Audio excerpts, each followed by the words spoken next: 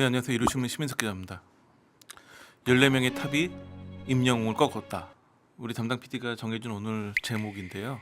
사실 뭐 시청률 몇 프로 차이를 가지고 누가 누굴 꺾었다 이런 좀 구태연한 방식을 벗어나야 된다는 생각이 강력한데, 여하튼 14명의 양국 탑7이 출연한 2025 한일과 왕전이 임영웅이 출연한 섬통과 영웅보다 높은 시청률을 기록했습니다. 원래 화요일 밤은 MBN 트롯 예능이 늘 1등이었죠. 1등이라는 얘기는 종합편성 채널뿐만 아니라 모든 채널에 방송되는 예능 프로그램 중에 가장 높은 시청률을 기록해왔는데, 지난주에 이제 임영웅이 출연한 섬총각 영웅이 처음으로 역전을 했죠. 임영웅을 앞세운 SBS가 처음으로 화요일에 왕이 됐는데 한 주 만에 다시 뒤집혔습니다. 그런데 사실 뭐 그렇게 의미 있는 시청률은 아니었어요. 왜냐하면 지난주에 이제 그 섬청공 영웅이 첫 회에서 5.3%를 기록했는데 그때 이제 한일 톱10 쇼가 마지막 회였는데 4.3%였거든요. 그래서 이제 임영웅 씨가 이긴 게 됐는데, 이번 주 시청률이 보면 섬청공 영웅이 2회에서 이제 4.4%로 1회 5.3보다 다소 한 내려갔고, 그 사실은 한일 톱10 쇼가 마지막 회에서는 4.3%를 찍었지만 그 전주, 그러니까 섬영 총각이 시작되기 전에는 4.9%였거든요. 그러니까 결국은 다시 그 자리로 돌아왔다. 그러니까 새로운 프로그램이 시작됐지만 원래 한일 톱10 쇼가 유지하던 수준으로 돌아온 정도이기 때문에 사실은 뭐 그렇게 의미 있는 성적은 아니겠죠. 게다가 1년 전에 방송됐던 한일강전 시즌 1 같은 경우에는 첫 회 시청률이 11.9였어요. 그에 비하면 매우 낮죠. 11.9와 4.9는 뭐 반토막 이상 났으니까. 근데 여기에는 이유가 있어요. 한일강전 시즌 1 같은 경우에는 현역강 시즌 1이 끝났고 한 2달이 안 돼가지고 바로 시작을 했거든요. 그리고 게다가 현역강 시즌 1 같은 경우에는 시청률이 17.3으로 마무리됐기 때문에 높은 시청률을 기록했던 현역강의 분위기가 한일강전으로 그대로 이어졌죠. 이번에는 현역강 시즌 2가 끝나고 6개월도 더 지나가지고 한일강전이 시작됐거든요. 한일강전 시즌 2 같은 경우에는 시청률도 최종이 13.9였어요. 그러니까 그 자체도 시청률이 그렇게 높지 않았고 6개월이나 지나면서 좀 많이 분위기가 식었죠. 중요한 건 지금부터겠죠. 왜냐하면 늘 제가 말씀드리는 거지만 오디션 프로그램의 인기는 그냥 시청자들이 그 프로그램 했는데 다 새 얼굴들이잖아요. 근데 쟤 참 매력 있는데? 그러면 회차가 거듭되면서 저 친구가 더 높은 순위로 갔으면 좋겠는데 하면서 이제 뭐 투표에도 함께 하게 되고 응원하게 되고, 그러면서 팬덤 형성되고, 그럼 인기가 많아지는 거거든요. 이번 한일강전 같은 경우에는 한국의 쟁쟁한 탑7이 있지만 이들은 이미 여러 번 이제 예능 프로그램 출연하고 하면서 어느 정도 국내 그 팬덤이 완성됐기 때문에 새 얼굴들은 아니죠. 이번에 새 얼굴은 일본의 탑7이 되겠죠. 먼저 일본 탑7이 어떤 사람들인지 소개부터 해야 될 것 같습니다. 일본 현역강 재팬 탑7의 7위는 신, 5년차 가수이고 2인조 보컬 그룹 페노멜로 출신이에요. 원래 이 페노멜로는 3인조로 시작한 그룹이었는데 굉장히 좀뭐 하모니도 좋고 그래서 인기가 많은 그룹이었는데, 여기서 자작곡을 만드는 건 물론이고 의상, 앨범 자켓, 무대 연출 등을 담당하는 전방의 아티스트로 유명해요. 좀 묘한 분위기랑 중성적인 비주얼을 가진 가수인데 굉장히 또 저음이 특징인 가수이기도 하죠.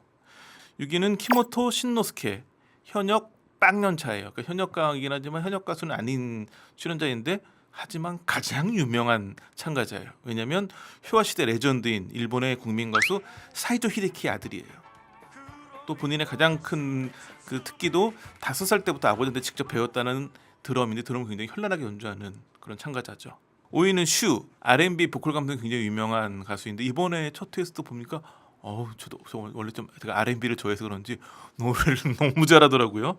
근데 게다가 노래만 잘하는 게 아니라 우리나라 엑소의 수호, 그리고 태국에서 굉장히 인기 많은 배우 겸 가수 뮤 수파쉿, 이런 또 일본, 중국, 한국, 태국의 유명 가수들한테 자작곡을 주기도 하고 또 본인이 직접 보컬 디렉션을 해주도 하는 굉장히 좀 실력파 뮤지션을 할 수 있겠죠.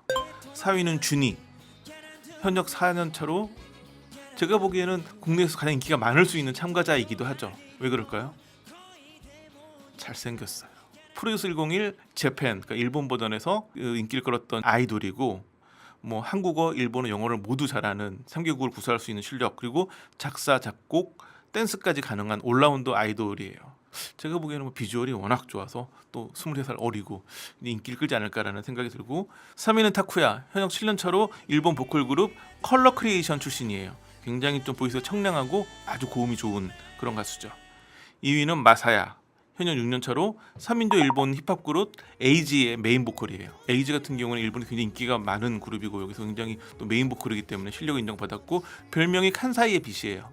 왜냐면 일본에서도 특히 칸사이 지역에서 굉장히 인기가 많은 가수예요. 매달 20회 이상 라이브 무대를 선보인다고 하니까 굉장히 열정적으로 활동하는 가수이기도 하고 굉장히 그 인기가 많은 만큼 빼어난 실력도 갖추고 있는 그런 참가자죠. 뭐 그러니까 2위를 했겠죠. 대망의 1위는 다케나카 유다이. 현역 12년 차로 일본에서 굉장히 인기가 많은 밴드인 노벨브라이트의 보컬이에요. 뭐 그냥 보컬만 잘하는 게 아니라 작사, 작곡, 편곡, 본인 그룹의 노래를 본인이 직접 다 완전히 만들 수 있는, 그래서 일본에서는 천재 보컬로도 굉장히 유명한 가수죠. 뭐 제가 알기로는 이번에 현역왕 나오기 전부터 우리나라 MZ 세대들한테도 굉장히 인기가 많은 뮤지션 알려져 있으니까 뭐 이번에 좀 굉장히 실력파 유명한 사람이 많이 온 것 같아요. 특히 유다이 같은 경우에는 일본에서 굉장히 유명한 아레나 투어에서 매진을 기록한 적이 있고, 그리고 종합 스트리밍이 20억 회를 넘었대요. 일본에서 굉장히 기록의 사나이로도 알려져 있는. 그러니까 사실은 좀 엄청난 급의 가수가 한 명 왔다라고 볼 수 있겠죠. 첫 회 방송은 한일강전 시즌 1에서는 없었던 순위 탐색전으로 예선이 시작됐어요. 순위 탐색전은 아주 간단하지만 확실한 7위는 7위끼리, 5위는 5위끼리, 1위는 1위끼리 맞붙는, 그러니까 서로를 탐색할 수 있는 확실한 기회라고 할 수 있겠죠. 그래서 마스터 점수는 반영 안 되고 국민판정당 100명에서 100점 만점으로, 뭐 사실은 이게 굉장히 좀 잔인한 방식인데 100점을 나눠 가지니까 한 사람이 51점을 받으면 한쪽은 49점으로 지는 이런 방식으로 대결이 펼쳐지고, 이 예선에서 이기는 경우에는 본선 대결에서 승점 1점을 더 추가로 주는 이런 방식이 도입됐어요. 그래서 7번의 대결이 펼쳐져야 되는데 시간 관계상 6번의 대결만 펼쳐지고 1회는 끝났는데, 6번의 대결 중에 제가 가장 눈길을 끌었던 몇 명 무대만 소개를 하자면, 우선 5위 대결 김준수하고 슈가 맞붙었는데, 김준수 같은 경우에는 굉장히 그 고유의 국악 전통가락을 현대적으로 해석한 어사출두를 무대에서 선보였어요. 뭐 독특한 그런 국악 창법도 돋보였지만 신나는 군무가 어우러지면서 뭐 너무 괜찮다 생각을 했어요. 그러니까는 제가 봤을 때 이때 처음으로 기립박수가 나왔거든요. 그러고 나면 사실 대결인데 앞에서 탁 이러고 나면 두 번째 이제 올라오는 가수는 위축이 될 수밖에 없잖아요. 근데 슈가 올라오는데 굉장히 여유롭게 올라오는 거예요. 그래서 저 내공 상당한데 했는데 정말 기가 막힌 R&B 창법으로 시미즈 쇼타의 꽃다발 대신 멜로디를이라는 노래를 딱 부르는데 기가 막힌. 근데 저는 노래를 잘할 수 있죠. 당연히 다 양국 탑7이니까 노래 잘하는 건 기본인데, 앞에서 그렇게 막 그냥 군무에 막 기립박수 나온 무대가 딱 나왔는데 전혀 당황하지 않고 여유롭게 딱 나가서 이 노래를 부르는데, 역시나 55대 45로 슈가 승리를 가져갔죠. 굉장히 좀 눈길을 끌었던 무대 중에 하나였고, 그 다음에 2위전은 이제 진혜성과 마사야가 붙었는데, 이미 2위전이기 때문에 마사야나 진혜성이나 실력은 대등하겠죠. 이제 그 진혜성이 먼저 나훈아의 연정을 불렀는데, 정말 진혜성 씨는 처음 봤을 때부터 노래를 너무 잘한다 했었는데 점점 더 성숙해지는 느낌이 강해서 이거 무조건 이겼다 생각을 했어요. 근데 마사야 같은 경우에는 아버지를 추천한다면서 마지막 비라는 노래를 불렀는데 이거는 그러니까 둘 다 굉장히 좀 깊이감 있고 성숙한 무대를 선보여가지고 이건 정말 박빙의 승부가 나오겠다 했는데, 제가 가장 못 맞춘 무대였어요. 점수는 71대 29, 큰 점수 차로 마사야가 승리를 거뒀죠. 역시나 언급하지 않을 수 없는 1위들의 대결. 1위들의 대결은 딱 그게 느껴지더라고요. 이게 7명이 7번의 대결을 벌이는데, 방송에서는 아직 그 3위전이 안 나왔지만 마지막 무대였을 거 아니에요. 그러니까 서로 이겨야겠다라는 의지가 굉장히 남다를 수밖에 없어 보이긴 하는데, 그러다 보니까 둘 다 가장 본인의 강력한 무기를 들고 나왔죠. 박서진은 당연히 뭘 들고 나왔을까요?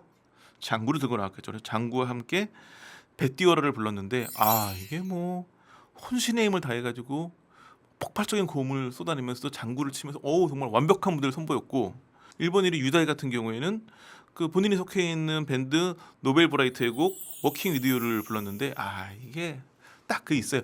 이 사람 밴드 진짜 많이 해봤구나, 무대 경험이 넘쳐나는구나. 그러니까 딱 그 관객들 일어나게 만드는 그 pop가 자연스럽게 그런 굉장히 밴드로 무대에 많이 선 가수라는 게 딱 느껴지는 그 프로의 아름다움이 느껴지더라고요. 그뿐만 아니라 이 사람이 또 아레나 투어를 많이 했던 사람이어가지고 그 아레나 투어 현장을 보는 듯한 그런 느낌이 들 정도로 해서 이 두 가수가 정말 딱 본인이 제일 잘할 수 있는 거 딱 들고 나가지고 보여주는구나. 근데 모든 첫 회 방송이 그렇듯이 1위들의 대결은 무대만 보여주고 결과는 공개하지 않았죠. 저는 2회 방송에서 가장 기대되는 건 7개의 무대 중에 유일하게 공개되지 않은 3위전이에요.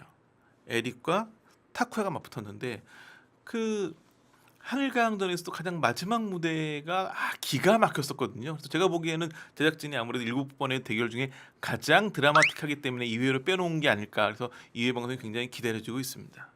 하늘가항전이 잘 되면 연말 트롯 오디션까지 사실은 이제 매년 한 번씩이니까 2, 3월 달에 이제 열기가 꺼지고 다시 12월에 불 붙이기가 쉽지 않았는데 이번에는 이제 9월부터 시작되는 하늘가항전이 있기 때문에 하늘가항전이 정말 제대로 좀 분위기를 닦아주면 연말에 트롯 오디션 대결이 제대로 좀 불이 붙지 않을까라는 기대감이 있고 참 크레 스튜디오가 신경을 많이 쓴 게 일본 그 탑세븐에 굉장히 쟁쟁한 사람들이 많이 왔더라고요. 그래서 이런 부분이 뭐 아무래도 오디션 프로그램은 남성 편이 인기가 많고 그런 부분이 늘 반복되었기 때문에 근데 안타깝게도 현역광은 여성 편이었던 시즌 1이 남성 편 시즌 2를 압도하게 인기가 많았었죠. 그렇지만 이번에 그 약간 부족한 부분을 일본 탑세븐과 함께 메워 나간다면 2025 하늘강전이 굉장히 큰 인기를 끌지 않을까 기대를 해보고 이제는 불이 꺼졌다는 트롯 열풍이 방송가에서 다시 한번 불어보기를